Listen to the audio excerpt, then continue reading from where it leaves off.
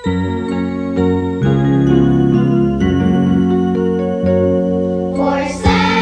days a week, sometime I'll separate to give myself to Him with other used to me. To hear God's word, we do, or so I grow. To the children's meeting I will go. I will redeem my time to pray and call His name. The gift of God we need to fan into flame. To be the youth today, empowered by His grace. In the children's meeting I am blessed. Hello mga bata! Welcome sa ating online children's meeting! Kamusta kayo mga bata? Last week, nakita natin ang mga nilikha ng Diyos. At isa sa kanyang mga nilikha ay ang tao. Alam ba ninyo na ang tao ay isang sisidlan? Ano ang sisidlan? Ang sisidlan ay isang lagayan kung saan ang mga bagay ay sinisilid. Nakakita na ba kayo ng sisidlan? Halimbawa, ang tasa ay isang sisidlan para lagyan ng inumin. Ang sapatos para sisidlan ng ating mga paa. Ang sobre para lagyan ng mga sulat. Maging ang flower vase para lagyan ng mga bulaklak. Maging ang guwantes para sisidlan ng ating mga kamay. Lahat sila ay ginawa para maging sisidlan. Para ilagay ang mga bagay na angkop dito. Nasabi natin na ang tao ay isang sisidlan. Paano mo nasabi na ang tao ay isang sisidlan? Dahil mayroon siyang bukasan. Alam ba ninyo kung saan ito? Ito ay ang kanyang bibig. Ano naman ang isisilid sa tao? Pagkain ba? Hangin? O tubig? Lahat yan ay tama. Kasi yan ang kailangan ng ating pisikal na katawan. Ang mga bagay na yan ay ilan lang sa pwedeng isilid sa tao. Ngunit, alam ba ninyo mga bata, na ang tao ay nilikha upang masidlan ng buhay ng Diyos? Sisidlan ng buhay ng Diyos? Paano naman isisilid ang buhay ng Diyos sa taong nilikha niya? Bago natin ituloy ang kwento, umawit muna tayo.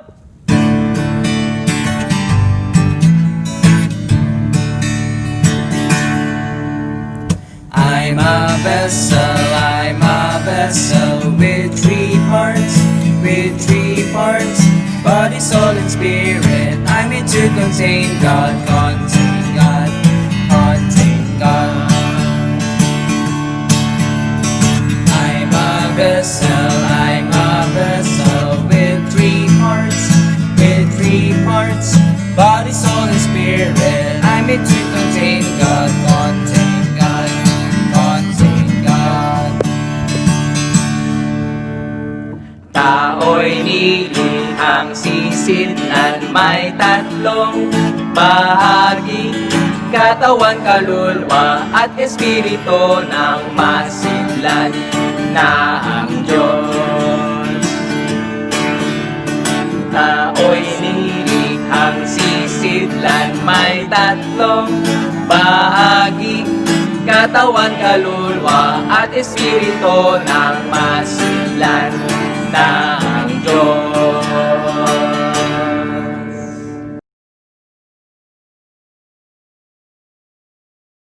Paano isisilid ang buhay ng Diyos sa taong nilikha niya? Ganito ang nangyari. Kinuha ng Panginoong Diyos ang lalaking nilikha niya at inilagay sa halamanan ng Eden upang kanyang alagaan at ingatan. At iniutos ng Panginoong Diyos lalaki at sinabi, sa lahat ng punong kahoy sa halamanan ay makakakain ka ng may kalayaan. Sapagkat sa punong kahoy ng pagkakilala ng mabuti at masama ay huwag kang kakain. Sapagkat sa araw na ikaw ay kumain niyaon, walang pagsalang mamamatay ka. Kaya sina Adam at Eva ay namuhay na nakaharap sa puno ng buhay. Ibig sabihin, sila ay kumakain lamang sa puno ng buhay. Maganda na sana ang kanilang kalagayan.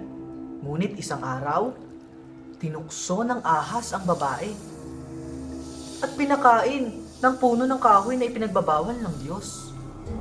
At binigyan din niya ang lalaki. At dahil sa pagsuway sa iniutos ng Diyos dahil sa pagkain ng maling pagkain, sila ay pinaalis sa halamanan ng Eden. Mga bata, nakita nyo ba ang nangyari? Ang isinilid nila sa kanilang katawan ay ang maling pagkain.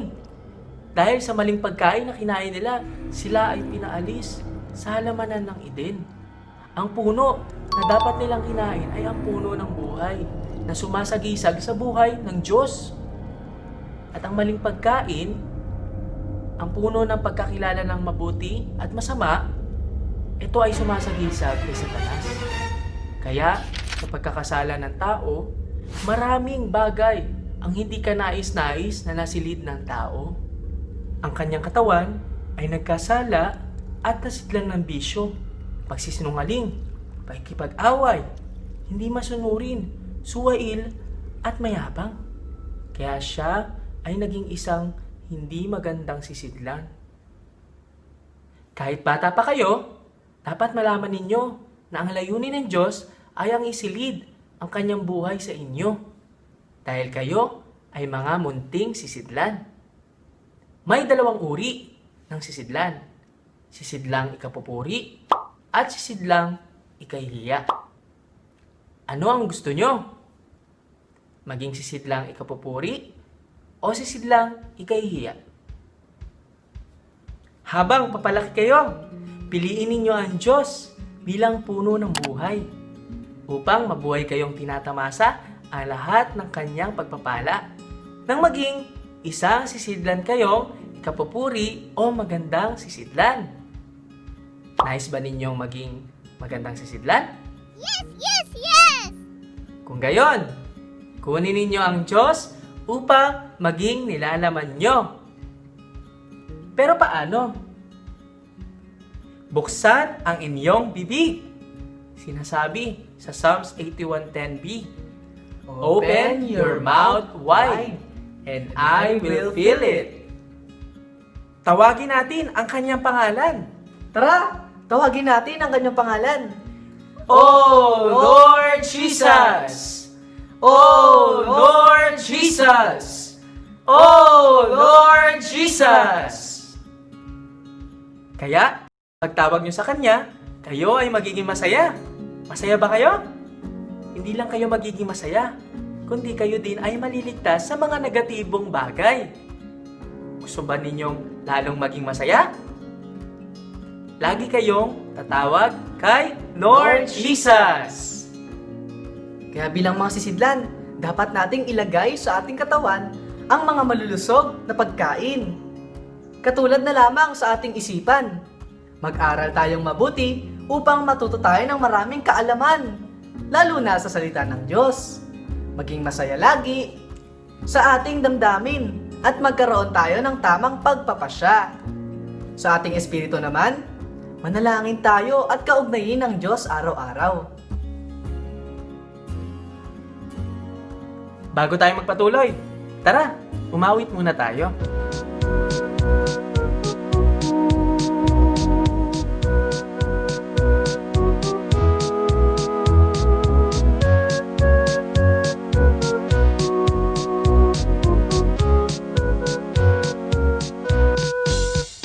Peter, Paul, Timothy, they live godly for the one ministry. Chosen vessels, partakers, their and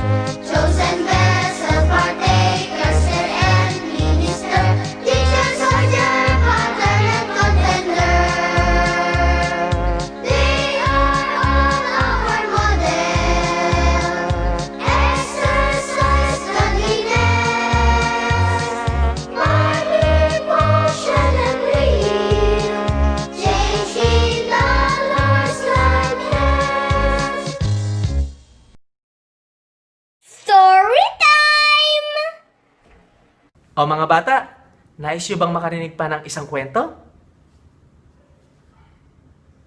Ang pamagat ng ating kwento ay Ang Piniling Sisidlan ng Diyos. Sa nauna nating kwento, nakita natin ang pagkuha nila sa bunga ng maling puno at isinilid nila ito. Ngayon naman, makikita natin ang mga tao sa bagong tipan, kung saan sila ang mga sisidlan na naglalaman ng Diyos. Ang Diyos sa nagdaang panahon ay maraming piniling mga tao upang maging mga piniling sisidlan niya. Katulad ni na Pedro, Pablo at Timoteo upang sila ay gamitin ng Diyos na may pahayag ang kanyang mga salita sa lahat ng tao. Nanggaling sila sa iba't ibang mga kalagayan, antas at estado sa buhay.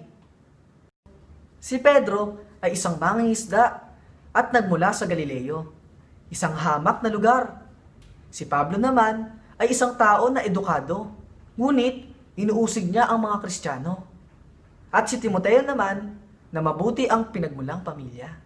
Anuman ang kalagayan nila sa buhay, sila ay tinawag ng Diyos upang taglayin ang kayamanan sa kanilang sisidlang lupa, upang maipahayag ang katotohanan ng Ebanghelyo.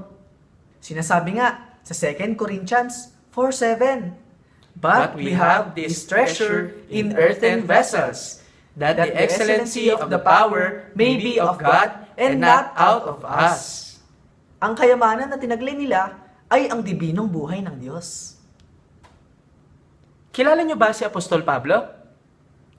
Alam nyo ba na si Pablo, nung hindi pa niya tinatanggap ang buhay ng Diyos, siya rin, inuusig niya ang mga tumatawag sa pangalan ng Panginoon? Pero, nung natanggap niya ang buhay ng Diyos bilang kanyang nilalaman, siya na rin ay tumatawag sa pangalan ng Panginoon at napapahayag ng Ebanghelyo sa lahat ng taong nakakasalamuha niya. Siya ay isang halimbawa ng isang taong pinili sisidlan ng Diyos.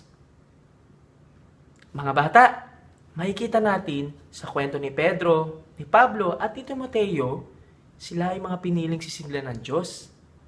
At tayo rin ay piniling sisidlan ng Diyos. Nais ko rin maging kagaya nila. Kayo ba? Nais nyo rin bang isilid ang Diyos? Maisisilid natin ang Diyos kung tayo ay tumatawag sa pangalan ng Panginoon. Kayo ba ay tumatawag sa pangalan ng Panginoon?